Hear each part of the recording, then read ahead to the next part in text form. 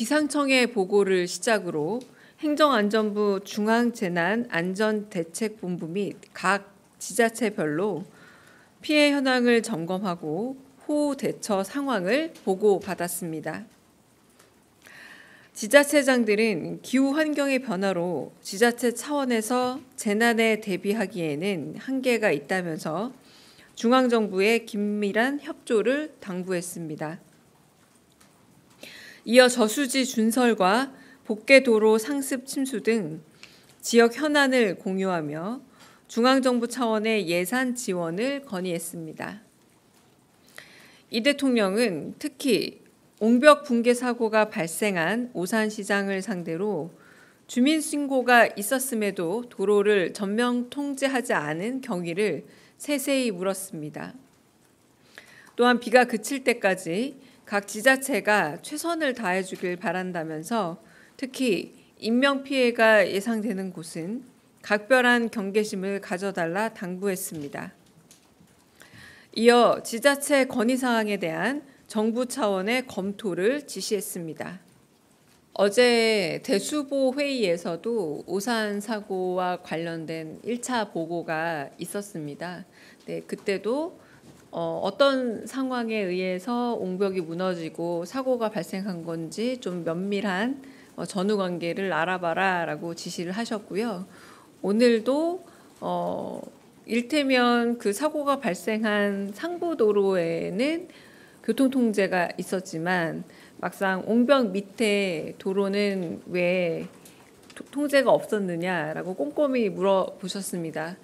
하지만 아직 사건이 그리고 안타까운 인명사고가 발생한 지 하루 정도밖에 시간이 지나지 않았고 완벽하게 경위 파악이 됐다고 하기는 어려운 상태라서 지자체장이 대답할 수 있는 도로 통제가 어떻게 되었는지 그리고 경찰청장 직무대행에게도 그러면 그때 당시 도로 통제는 어떤 시기였는지를 꼼꼼하게 제대로 사실 확인 차원에서 묻는 자리였고요. 아마도 이 부분에 대해서 어떤 실수나 오류가 있었을지 이런 부분들은 1차적인 사실관계에 대한 확인이 있고 나서 만약 어떤 부분에 있어서 오류나 관리체계에 부실이 있었다. 그럼 그 이후에 이뤄질 것으로 보입니다. 네, 오늘은 그냥 사실관계 확인이 있었습니다.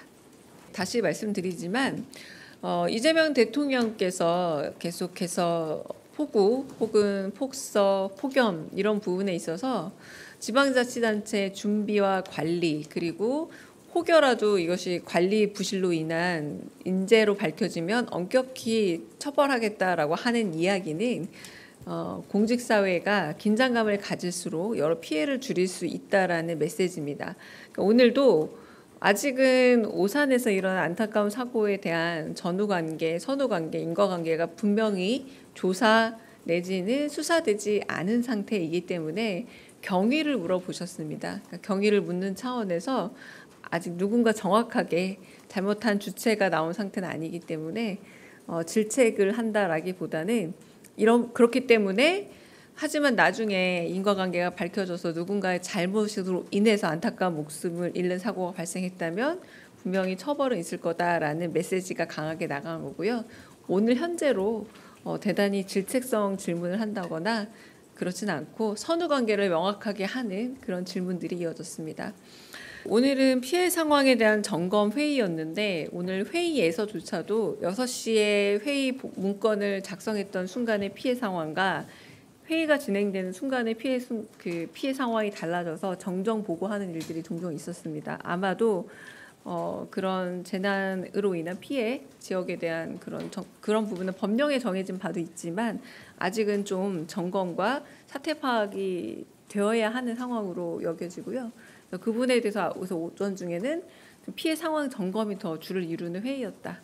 네, 그렇게 말씀드리겠습니다.